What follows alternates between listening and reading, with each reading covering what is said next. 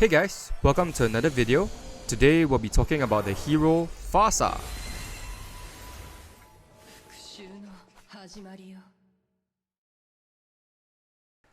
PHARSA's passive makes her bird, Vary, enter a hunting state every 10 seconds.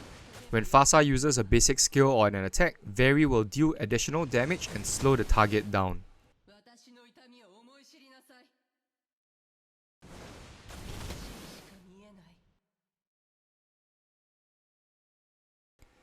PHARSA's first skill makes her cast a spell at a target area, dealing damage to all the enemies within the area and marking them for 4 seconds.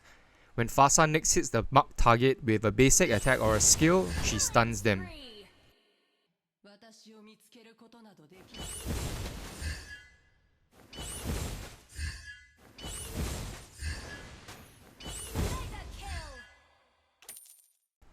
PHARSA's second skill makes her release magic power forward, dealing damage to all the enemies caught within the path.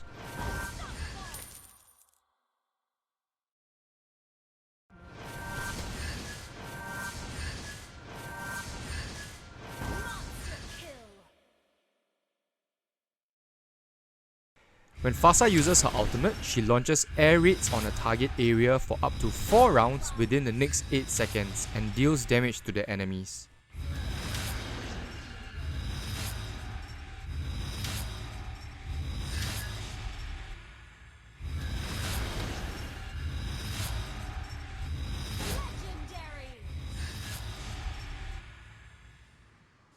PHARSA has one additional skill where she can transform into a bird and fly around with increased movement speed, and she can actually fly over obstacles in this mode.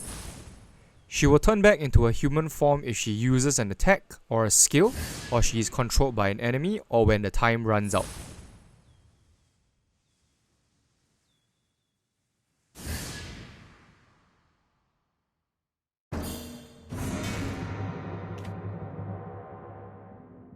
PHARSA is not one of the most commonly used mage in the current meta, but in my opinion she is a mage that can be used in any type of situation and is always useful to be able to deal burst damage and to control the enemies to a certain extent. As a mage, PHARSA is best used in the middle lane, where after she clears her waves, she is able to roam the map properly using her bird form and to gank the enemies. She can also be used in the side lane, but I would not recommend it, especially with the meta heroes that are currently in the side lanes. I feel that side laners are required to be able to one-on-one with the enemies and to take the tower very fast, and PHARSA does not fit that bill. This is my build and emblem for PHARSA. My normal build for her is basically very damage focused. I like to build her with as much raw damage as possible so that when I out the enemy, I am able to take them out in one blast. If required, you can build 1 or 2 defense items depending on how mobile the enemy is and how well equipped you are to get away. Sometimes I use Fleeting Time and Ice Wand so that I can control the enemies a little bit better and be able to spam my ult as much as possible.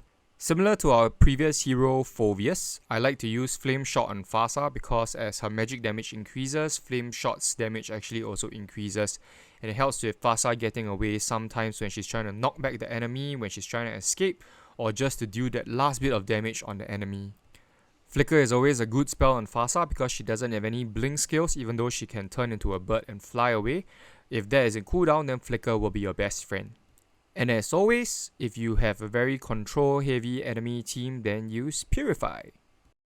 And now without further ado, let's get into the gameplay. Because this build doesn't have any mana regen, I like to build this elegant gem first before I build anything else, so that whenever I level up, I am able to gain mana and HP and continue to spam my skills. I always up my PHARSA's first skill so that I can actually use the special effect where if I use the first skill and mark an enemy, I can stun them and possibly get an early kill if I'm able to with my partner in crime. Nowadays, when you have an enemy Tigreal, Franco or Jawhead, you must always pay attention to their movements on the map so that you can stop them from coming in to try to steal your buff or to invade your hyper so that they cannot farm properly in the early game.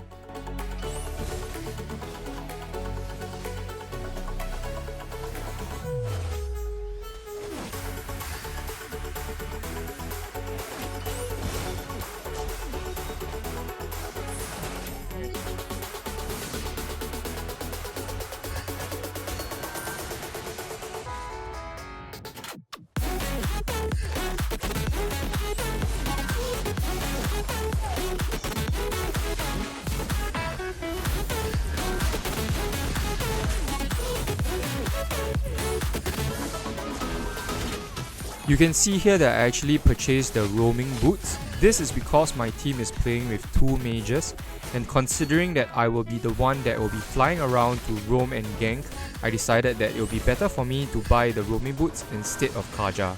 He will still be able to stay in the mid lane and clear it more often than me, which is why the roaming boots is better for me because I don't get to clear the waves and don't get to take the minions EXP and gold. If you do end up playing with 2 supports or 2 mages in your game, do think about who has the better chance of using the roaming effect before deciding who to buy roam.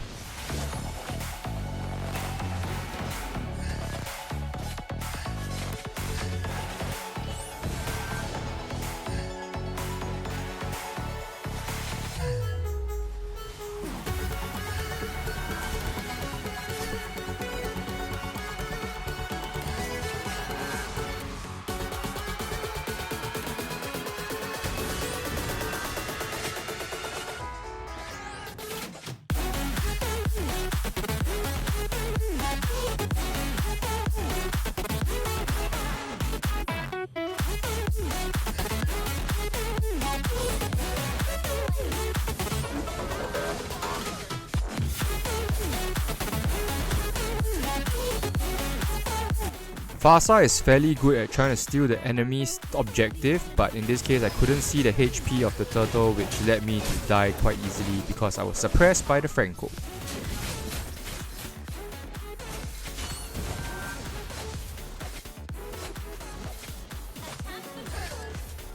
Round 2. Fight!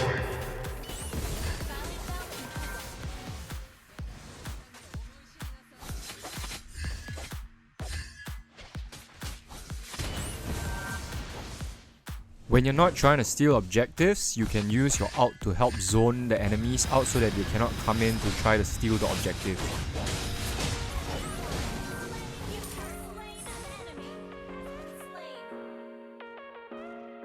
Remember to always aim your ultimate and drag it to where you want it to hit instead of just pressing it, if not it will just spray on a random target like now.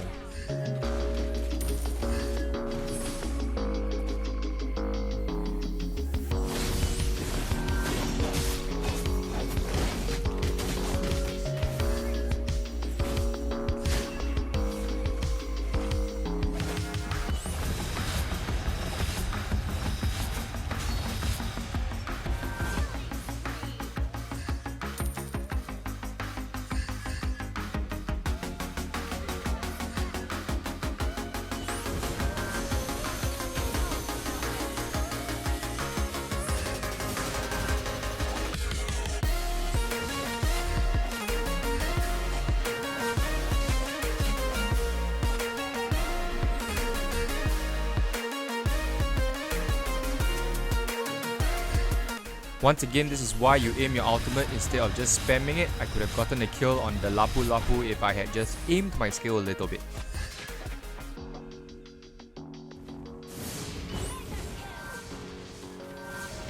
This is possibly one of the reasons why you would want to get Purify against a CC heavy team.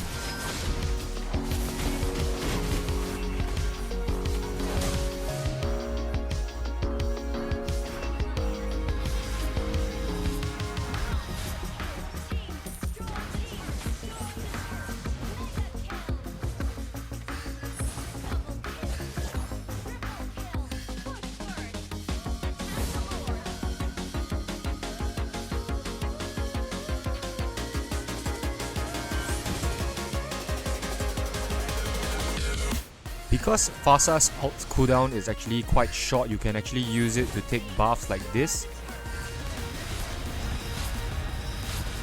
Unfortunately, our Granger didn't agree with me taking it.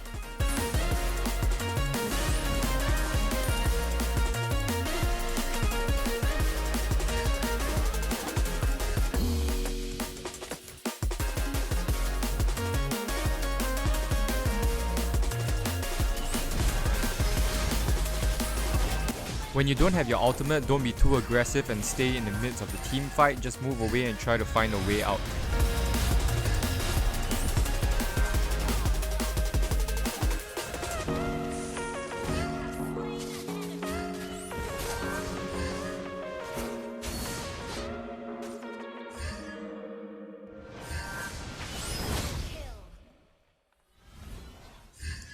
PHARSA is fairly immobile and she is often one of the favorite targets of Franco. And as you can see from here, as I can't move very fast, I am just a sitting duck for Franco. In a game like this where you don't have a tank to actually check the bushes or to initiate, what you can do is to use your flame shot to do that. In the late game, don't do stupid things like go solo one-on-one fight when you know that the enemy can come and help their teammates anytime. In this case, our Hayabusa threw away his position and went into attack even though he was 1-on-2.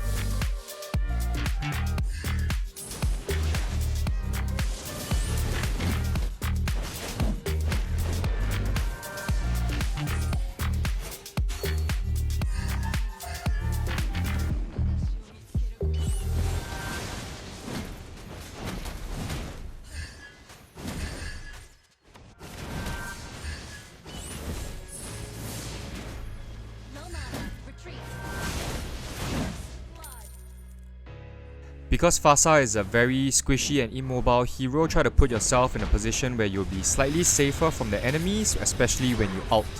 In this case, I hid behind a wall so that I prevent the enemies from diving me.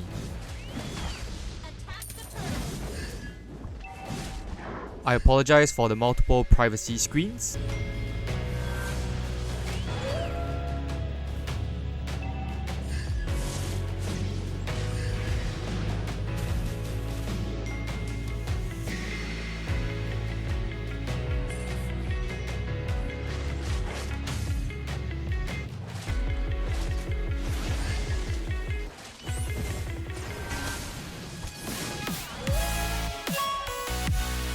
Like I said before, if you don't have your ultimate, try not to be so aggressive. In this case, I didn't have my ultimate, didn't have my flame shot, and I didn't have my escape ability in my bird, so it was the wrong decision for me to go in and engage.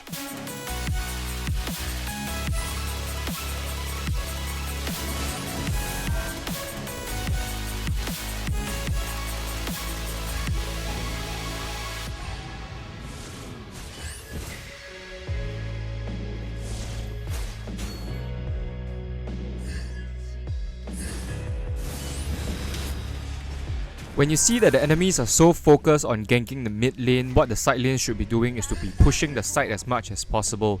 Over here there were 3 enemies in the mid lane, but we were not pushing the side, so we couldn't actually get the enemies to move around and defend their towers.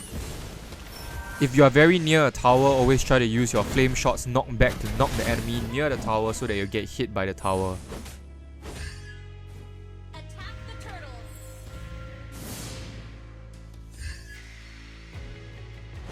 PHARSA is a very good zoner. Basically, when your teammates are taking the objective, you can use your skills and prepare to attack the enemy to prevent them from coming in to try to steal the objective. Always have your first skill ready as well as your ultimate so that you can stun and then immediately deal massive damage to the enemy.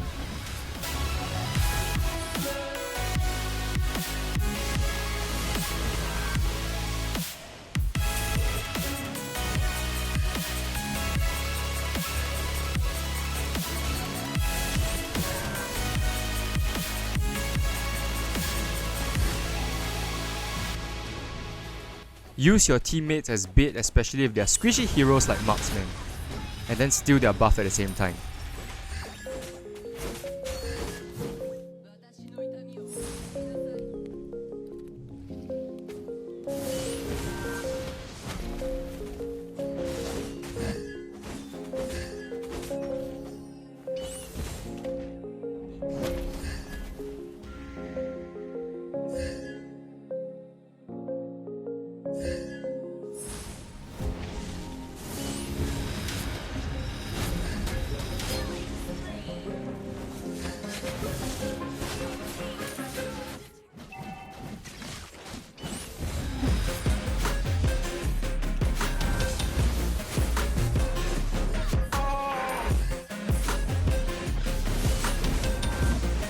So the enemies actually choose to concede after wiping out 4 of their team here. I would have to say that it's definitely not something that I would do, which is to concede so early in the game when there are so many towers that are still alive and there's still a possibility that you can defend. So try not to give up so easily when you still have a chance. And that's it for today. I hope you enjoyed the video. Please leave a like and subscribe and click the notification bell, and join my Discord if you want to talk to other people about Mobile Legends.